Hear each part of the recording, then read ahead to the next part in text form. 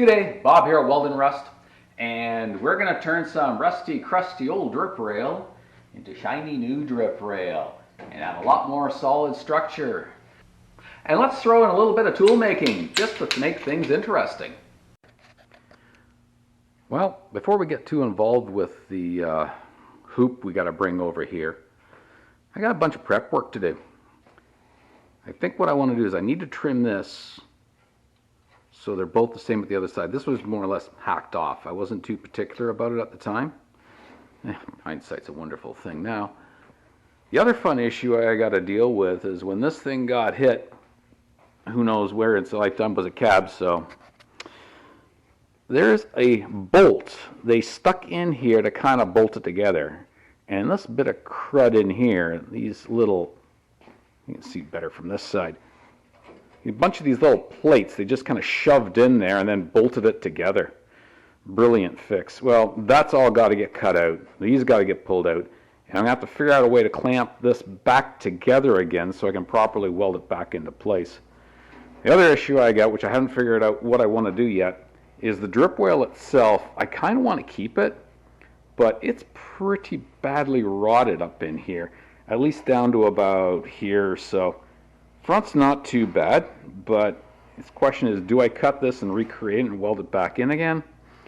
Or do I get creative with something else? That I haven't decided yet. We'll worry about that a little bit later.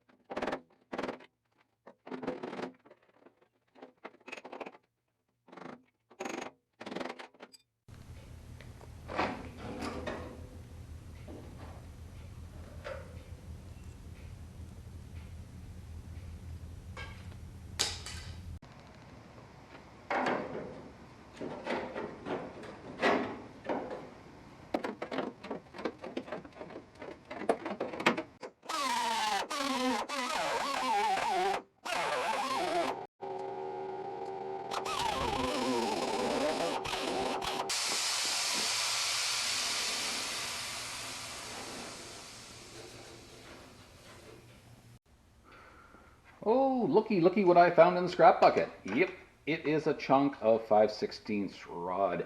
If I recall, I think this came out of an old piano. We're just going to cut the end off of it because I can't have this thing protruding.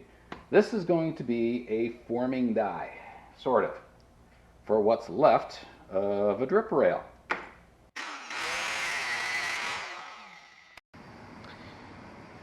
So here we have the not so much fun bit. This was where the drip rail was pretty much rotted in the rail itself, but we still got some metal from the top of the door jamb and the lid as well.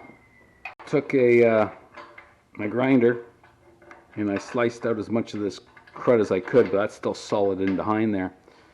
And you can see when I started cutting and when I ripped it out, it was still bad as we, here's the drip rail that was kind of chiseled, that was taken off. And you can see how rotten it was from here still to here. I have to get down to good metal to find out what the drip rail shape is. I'm going to have to take my die grinder and take out this little corner because I can't get anything else in there. And hopefully clean this out a little bit better.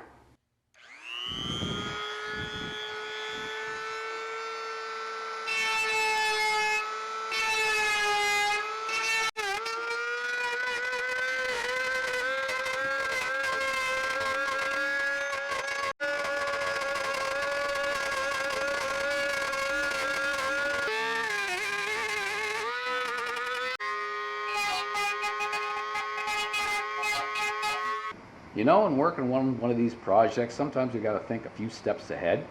It's not just a question of putting drip rail in. You got to consider that now this is going to be a truck. I can't leave this sharp corner here, and that's going to have to get radius. So I just happened to find a bucket that just happened to be the perfect radius. I'm going to describe this. Okay. Because the drip rail actually is going to go around. which means I'm probably going to have the section as straight, and I'm going to have to leave a little bit of a gap or something in here, not quite finish it because I'm going to have to make that. The other option I got is I get the cutter out and I slice this so I can continue on making the drip rail knowing that this is going to be finished later. So I do what I like to do best is mess around with metal. And what I came out with is a little sample piece. I actually had this longer and I thought I had to trim it, and of course I trimmed it off the wrong way. So I just cut it straight for now. Just a sample piece, just to see if I can actually do this. And it turns out the shape is good. It matches in here. I don't know if you can see it or not. So, but the only thing that didn't work out is it's short by about 1/16 of an inch. It's fine, just a sample. And I figured out, ideally what I would like is no longer than 6 inches, because that's the width of my vise. It turns out 6 inches measures up to the edge of the radius. This is going to be a little bit different. I can't just make the same piece and bend it along. I'll probably do that as a separate part. The other side isn't so bad. I only have to worry about this little bit on the end. I don't have to worry about this section in here. So that's next on the agenda. I got to make that. So now we got to figure out where the bend lines are. And I said before it was a 1/16 of an inch long. I'm going to add an extra 1/8 of an inch. Because I can always trim it off. It's a real pain to weld it back on again. So I'm just going to kind of roll this around. And this is about the center of that radii.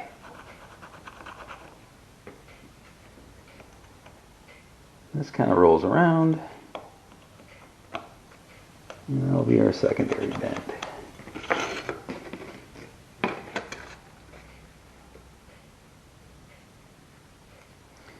Couple little swipes.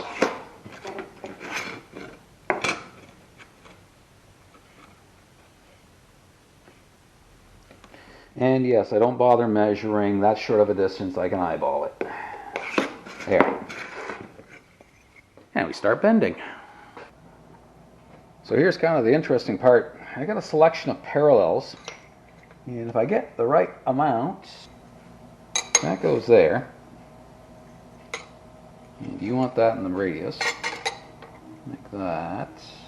Next one.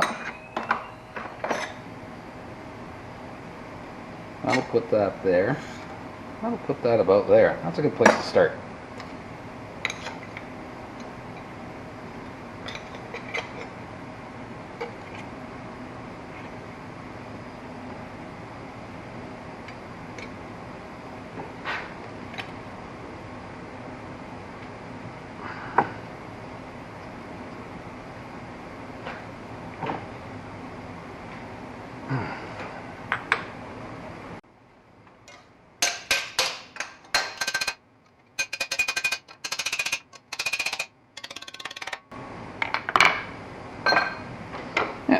See what that looks like. Okay.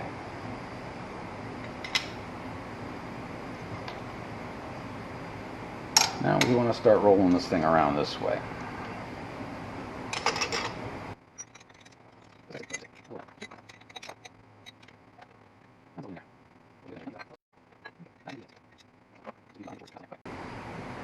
This is why it's really handy to have bits and pieces of metal kicking around. I like using cold rolled for spacers or whatever else, because it comes in awfully handy for this sort of thing. Alright, not going to be able to get all the way around because that will interfere, but I should.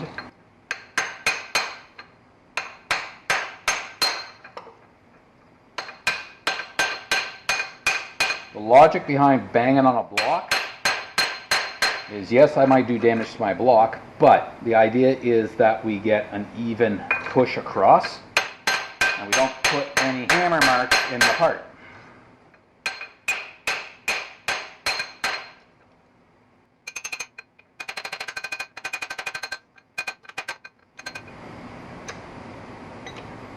This might work.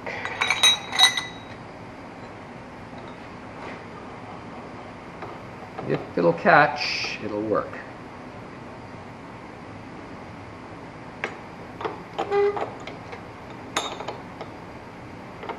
See, if I put it right here, it's just going to kick up. But if I can use it over here, the vise jaws will actually push in as opposed to push up. A little bit at a time. Whoop. It is working. As you can see, it does like to kick up, obviously. There we go. So now we got a nice little U-channel.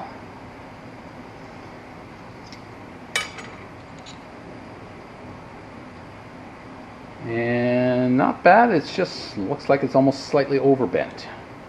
But I'm not worried about that because when I put the next bend on, there's a good chance it's going to pull it apart, which is good. Okay.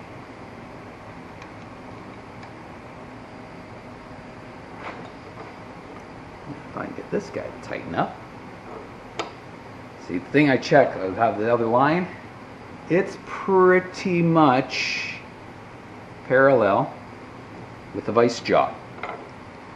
Now, I can go ahead and start moving it this way.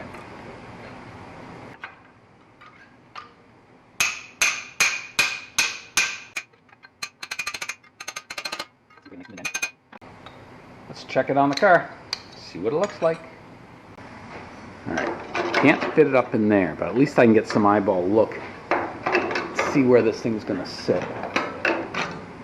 Yeah, I got some major deformation in here I got to straighten out yet too, so it's going to be hard to try to figure out where this thing's actually going to sit. But it's actually looking pretty good.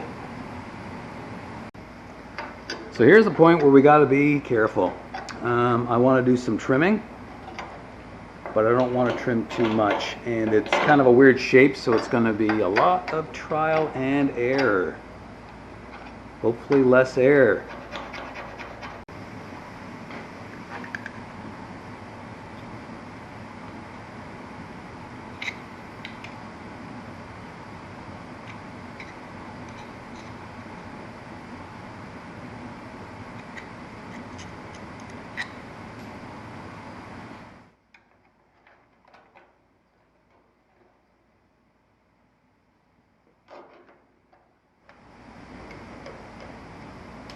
See, what I'm looking for is I'll push it up and see if it's rocking and where it's rocking. See if I can find the fulcrum point. Fulcrum point's the high point. I know that's where I got to trim. Oh yeah, that's better.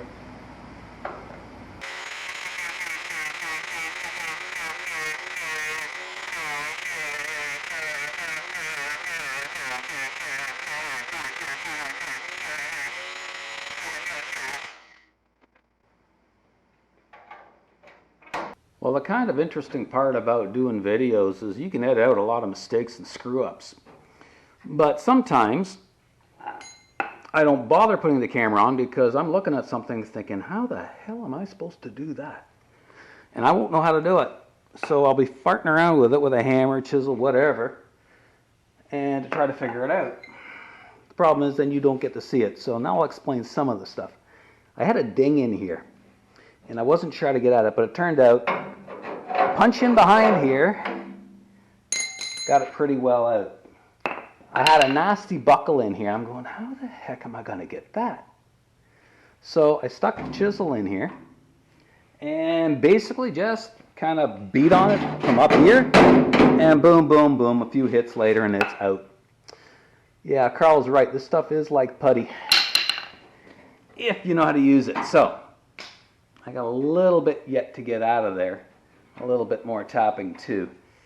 But then the fun part comes because this has got to come together and meet with that piece in between.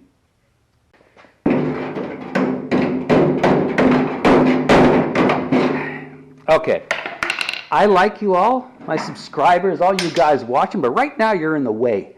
So I'm going to have to show it to you when it's done because I'm just going to have to move you. You're just in the way. I can't work around you. Sorry. What I've done is I've sprayed on some weld through primer, and Did some rust conversion before I did that, so hopefully the rust ain't going to come back.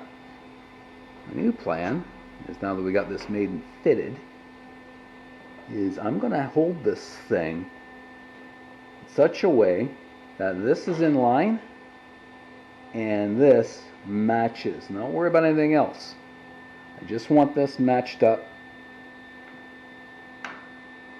Trick is to hold my tongue just so I don't move it after I get it done.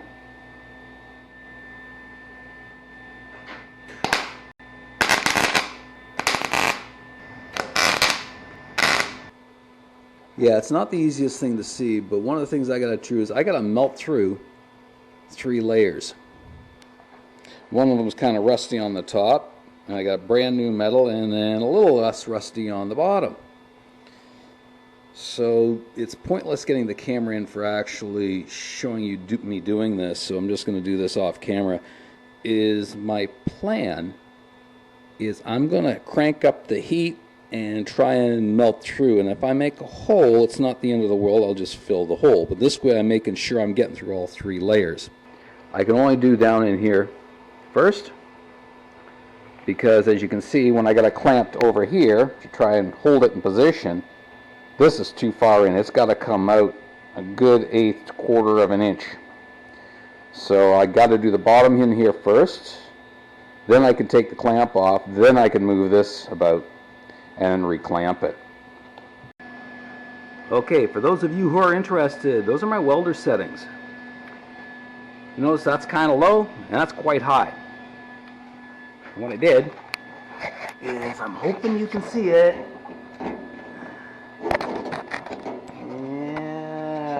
Yeah, hopefully. Right about there. I blasted a hole through it. And yeah, it blasts through the rust pretty easy. But now what I'm going to do is I'm going to turn it down and then fill the hole.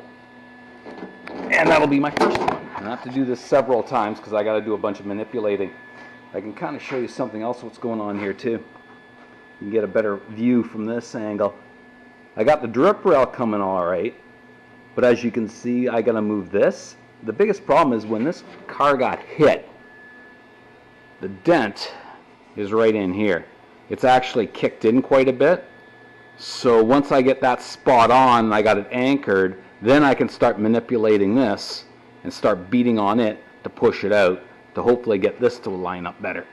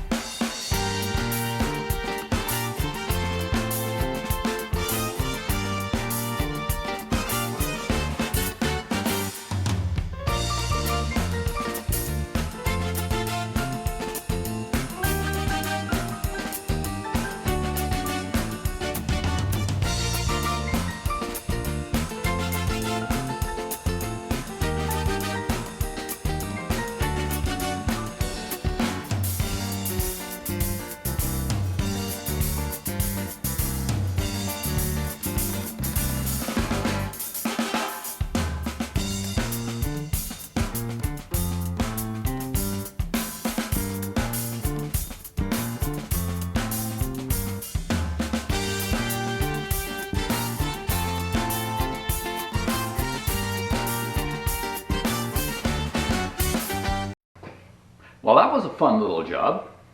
It's funny, these little things can be sometimes the biggest pains.